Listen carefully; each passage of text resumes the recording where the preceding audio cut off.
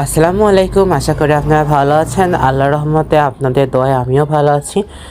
তো এই যে আপুর বাসায় কাচ্চি বানানোর জন্য প্রথমে আলুগুলোকে সুন্দর করে কেটে নিয়েছি। তো আলুর সাথে লবণ আর জাফরানের রং মিশিয়ে সুন্দরভাবে ভেজে নিচ্ছি। আসলে বাসাতে আজকে কাচ্চি রান্না করা হবে, তো ভাইয়া আমার অথেন্টিক কাচ্চিটা ট্রাই করবে। যেহেতু লিজান আমার হাতের কাচ্চি খেয়েছে, তো লিজান গল্প করেছে, যার জন্য ভাইয়া বললো যে সে কাচ্চি খাবে, অন্য কিছু খাবে না। তো এখানে সব কিছু মশলা দিয়ে মাখিয়ে নিয়েছিলাম, তারপরে স্টেপ বাই স্টেপ সব কিছু করছিলাম। তো এর মধ্যে ছিল পেঁয়াজ বাটা, রসুন বাটা, আদা বাটা, তার মধ্যে দই, টক দই ছিল। সব কিছু সুন্দর করে মেখে 2 চামচ ঘি দিয়ে দিয়েছিলাম, আর 4-5টা কাঁচামরিচ একটু ভেঙে দিয়েছিলাম, যাতে মশলাতে একটু ঝাল ঝাল ভাব আসে মাংসতে। এর মধ্যে এখন এই যে আলু বখরা দিয়ে দিচ্ছি, আর ভেজে রাখা পেঁয়াজের বেরেস্তা দিয়ে দিচ্ছিলাম। যে আলুগুলোকে সুন্দর করে সাজিয়ে নিচ্ছি। আলুগুলো তো আগেই ভেজে রাখছিলাম, তো ভেজে রাখা আলুগুলো দিয়ে নিচ্ছি এবার। আলহামদুলিল্লাহ, আমার হাতের কাচ্চি এ পর্যন্ত যতবার রান্না করেছি অনেক টেস্ট হয়েছে আর কি। মোটামুটি কি বলবো, নিজের প্রশংসা তো করতে হয় না। আলহামদুলিল্লাহ, অনেক সুন্দর হয়েছে কাচ্চি। তো এখানে হচ্ছে চালটা হচ্ছে পাকিস্তানি বাসমতি নিয়েছিলাম। চালটা হচ্ছে 70% হচ্ছে একটু ভাপ সেদ্ধ করে নিয়েছি। তো চালটা ঢেলে নিলাম, 2 স্টেপে দিতে হবে। ফার্স্ট স্টেপে চাল দেওয়ার পরে তারপরে জর্দা রং মশলা, দেন হচ্ছে পেঁয়াজ, যে বেরেস্তা, দেন আবার একটা লেয়ার দিচ্ছি উপরে। তো ফাইনালি এখানেও একটু মশলা দিয়ে দেবো, তারপরে হচ্ছে পেঁয়াজের বেরেস্তা একটু সুন্দর করে দিয়ে দিচ্ছি। পেঁয়াজের বেরেস্তাটা আসলে কাচ্চিতে স্বাদটা অনেক গুণ বেড়ে দেয়। তো আপনারা চেষ্টা করবেন সবাই যে পেঁয়াজের বেরেস্তা একটু বেশি দেওয়ার জন্য। তারপরে হচ্ছে দুধের মধ্যে ঘি দিয়ে এই যে এইভাবে উপর থেকে ছিটে দিচ্ছে, যাতে রাইসটা আর কি ঝরঝরে থাকে এবং রাইসটা যাতে সফট, অনেকটা সফট হয়। আর রাইসটা যেন শুষ্ক না হয়ে যায়, ড্রাই না হয়ে যায়, এই জন্য আর কি দুধ আর ঘির মিশ্রণটা দিচ্ছি। আর এই যে এখানে কালারফুল করার জন্য আর কি জাফরানের রং ইউজ করতেছি। তো এটাই হচ্ছে কাচ্চির দেখতে সৌন্দর্য বৃদ্ধি করে। তারপরে আটা দিয়ে সুন্দর করে যে সাইড দিয়ে সুন্দর করে মেখে দিচ্ছিলাম, যাতে ভেতর থেকে বাষ্প বাইরে না আসে। এক কথায় হচ্ছে কাচ্চিটা হয় আর কি দমে। যদি দমটায় বের হয়ে যায় তাহলে তো আর কি খেতে ভালো লাগবে না। তো ফার্স্টে মনে হচ্ছিল চুলাতে একটু পানি দেওয়া দরকার ছিল, তো ফ্রাই প্যানে হালকা করে পানি দিবেন, যাতে একটু বাষ্প আর কি হয়। তো 1 ঘন্টা রাখার পরে এই যে বের করলাম, এখন হচ্ছে সার্ভ করার পালা। তো লিজান ফেল মেরে গেছে, দেখেন ভাইয়া তারপরে কেটে দিচ্ছিল। তো যেহেতু বাষ্প হয়ে ঢাকনাটা অনেকটা শক্ত হয়ে আছে, তো লিজান পারতেছিল না।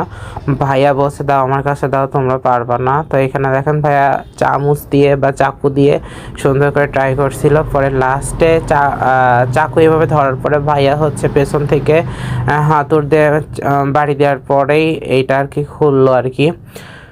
তো সবাই আগ্রহ আছি, আমার ভেতরে টেনশন কাজ করতেছিল, কারণ কাজ যদি পারফেক্ট না হয় তাহলে তো মান সম্মান থাকবে না। যেহেতু আমি মোটামুটি কাচ্চি ভালো পাই, বাট এত সুন্দর একটা স্মেল আসছিল খোলার পরে, কি বলবো, অনেক সুন্দর স্মেল আসছিল। তো আমি গন্ধ নিয়ে বুঝতে পারছি যে না, পারফেক্ট হয়েছে। যেহেতু যদি পুড়ে যেত নিচে তাহলে অবশ্যই গন্ধটা একটু পোড়া পোড়া হইতো, কিন্তু কি বলবো, একবারে পারফেক্ট গন্ধ আসছিল।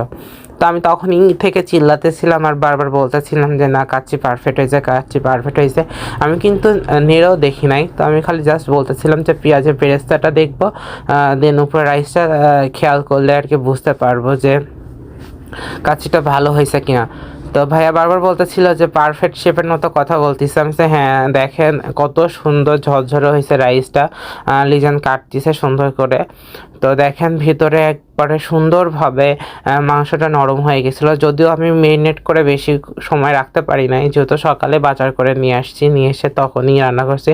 দেখেন কতটা জুসি হয়েছে, নিচে কতটা জুসি জুসি ভাব হয়েছে। আলুটাও দেখেন অনেকটা খাবারটা কি বলবো, মানে আমি আপনাদেরকে না খাওয়াই বলতে পারছি না যে আসলে কাচ্চিটা কতটা টেস্ট হয়েছে।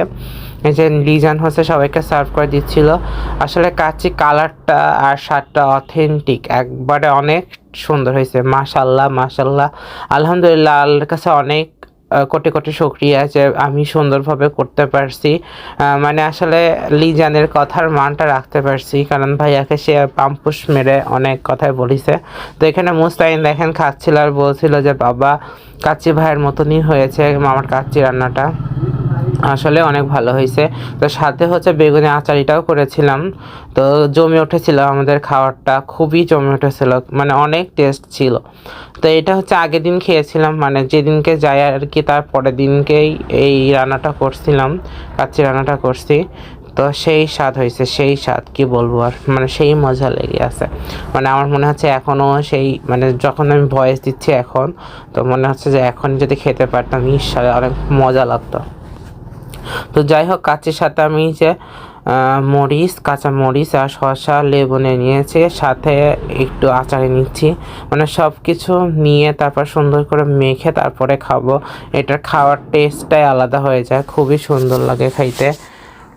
তো দাওয়াত থাকলো আপনাদেরকে, আমাদের বাসায় এসে কাচ্চি খেয়ে যাবেন একদিন।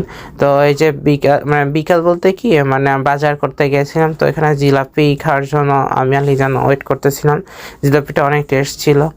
এখানে যে ভাইয়া বলতেছিল জর্দা খাবে, যার জন্য ভাবলাম যে ভাইয়া খাবে তো আমি না করে দিতে আর বাসাতে বটফল ছিল না, তো লিজন কিনে নিয়ে আসলো। আসলে রংটা শর্ট হয়ে পড়ছিল, যার জন্য আমি আর কি তেলের উপরে দিয়েছি, মানে শিরার মধ্যে কালারটা দিয়েছি। তো এটা এভাবে ফার্স্টেই করলাম, এর আগে করি না এভাবে। তো এখানে অ্যাকোয়ারিয়ামটা দেখাচ্ছিলাম, অনেক সুন্দর মাছ আর খুবই স্বচ্ছ অ্যাকোয়ারিয়ামটা ছিল। তো লিজার নিয়ে আসছে সার্ভিসিং ডিশে করে, আমি ফ্যানের নিচে রাখছিলাম, একটু আঠা আঠা হয়ে গেছিলো, ঝরঝরে করার জন্য আমি ওকে বললাম যে ফ্যান দিয়ে ওই রুমে রাখো, তারপর নিয়ে আসবা। তো আপু দেখেন পছন্দের বাঘার মাছ, এই বাঘার মাছটা এই যে বাজারে দেখাইছিলাম আপনাদেরকে, সে মাছটা ভাইয়া কিনেছিল প্রায় 9 কেজি ওজনের বাঘার মাছ, আমাদের পদ্মা নদীর থেকে নিয়ে ধরা পড়ছিল। তো লিজান ওইটাই নিয়ে গেছিল, তো সেই সুবাদে আর কি যাওয়া। তো এখানে আপুর হাতের ডালটা অস্থির হয়েছে, আর বিটরুট ভাজি করেছিল, আর সাথে ছিল হচ্ছে শুটকি ভর্তা। আমার মোস্ট ফেভারিট হচ্ছে শুটকি ভর্তা। তো আপু বলতেছিল যে একটু কেক খাবে বা কেক বানানো শিখবে, তো ভাবলাম যে একটু শিখাই দিয়ে যাই। তো এই যে রাতে হচ্ছে লিজান আর কি ময়দার ডো তৈরি করতেছে, কারণ হচ্ছে রাতে হচ্ছে আমরা চিকেন চাপ আর হচ্ছে আপনার খাবো, মানে তন্দুর রুটি খাবো, যার জন্য সে ডো মেখে রাখছিল। তো এইদিকে হচ্ছে ধর্মতলা চা খাওয়ার জন্য আমি ভাইয়া আর লিজান যাচ্ছিলাম। তো যশোরে নাকি ধর্মতলার চা খেতে খুবই সুন্দর লাগে, এখানে এটা নাকি খুবই বিখ্যাত। তো যার জন্য ট্রাই করতে চলে গেলাম আর কি ধর্মতলার চা খাওয়ার জন্য। তো যার পথে দেখলাম যে বিভিন্ন ধরনের, আসলে যশোরে অনেক ফুলের জায়গা আর কি, যশোরের গদখালি তো যাওয়াই হলো না, তো ইনশাল্লাহ পরের বার যাবো। গদখালি নাকি ফুলের রাজ্য, তো সেই ফুলের রাজ্যে যাওয়ার শখ ছিল, কিন্তু আগের দিন রাতে মানে ঠান্ডার ওষুধ খেয়ে আমি আর লিজান আর কি বেহুশ ঘুমে পড়েছিলাম, যার জন্য যাইতে পারি নাই। তো এখানে যে চলে আসলাম স্পেশাল চা খেতে ধর্মতলার। তো চাটা দেখলাম যে ইনি আগেই বানিয়ে রাখছে, জাস্ট একটু হিট করে দিয়েছে, আমার কাছে এভারেস্ট লাগছে, আহামরি তেমন একটা না, এর থেকে মনে হয় আমি বাসাতে ভালো বানাইতে পারি। তো ভাইয়াকে বললাম যে আহামরি লাগে নাই আর কি, মানে এত পপুলার এই জায়গাটা। তো ভাইয়া বলতেছিল আসলে দিনে অনেক কাপ ইনি চা বানান, তো যার জন্য এখন আগের মতো সেই টেস্টটা নাই। তো আমি বললাম যে ঠিকই বলছো ভাইয়া, আগের মানে আমি সেইভাবে টেস্ট পেলাম না, এর থেকে ভালো আমি বাসায় বানাতে পারি। অবশ্য ভাইয়াকে বানিয়েও খাওয়াইছি বাসাতে গিয়ে, এর থেকে সুন্দর চা। তো বলছিল যে হ্যাঁ আসলে ধর্মতলার থেকে তোমার চাটা বেস্ট, মানে বেটার হয়েছে। তো এখানে আমি চা খাচ্ছিলাম, এই যে লিজন ভিডিও করে দিয়েছে, মানে এভারেস্ট মোটামুটি, চাটা ঠান্ডাই ছিল যেহেতু আগে বানিয়ে রাখছিল, যার জন্য চাটা আহামরি ভালো লাগে নাই। তো আমি চা খাচ্ছিলাম আর ভাইয়ের গল্প শুনতেছিলাম। তো রাতে এই যে ফ্রাই করতে চলে আসছে লিজন, যেহেতু সে রাতে আর কি খাওয়াবে। তো লিজানের হাত মাশাআল্লাহ বারবিকিউ অনেক সুন্দর হয়। তো এখানে চিকেন তান্দুরি করতেছিল, তো আমি বলছিলাম যে রান্নাটা তোরই করতে হবে, বারবিকিউ যেহেতু তুই ভালো পারিস বা চিকেন আইটেমগুলো তুই ভালো পারিস, তোকেই করতে হবে। তো বলছে ঠিক আছে। তো আমি এদিকে রুটি বানাতেছিলাম আর ও হচ্ছে চিকেনগুলো ভেজে নিচ্ছে আর কি। তো সুন্দর হয়েছিল মোটামুটি, আলহামদুলিল্লাহ অনেক টেস্ট হয়েছিল। খালি একটু লবণটা একটু বেশি হয়ে গেছিলো। তো এই যে পরের লবণটা এই যে এখন দিল, যার কারণে একটু লবণটা বেশি হয়েছে, তাছাড়া এভারেজ অনেক সুন্দর হয়েছে। এখানে এই যে খুব মনোযোগ সহকারে সে ভাজতেছে আর কি। তো আমি ওই চুলাতে আবার রুটি বানাইতেছিলাম।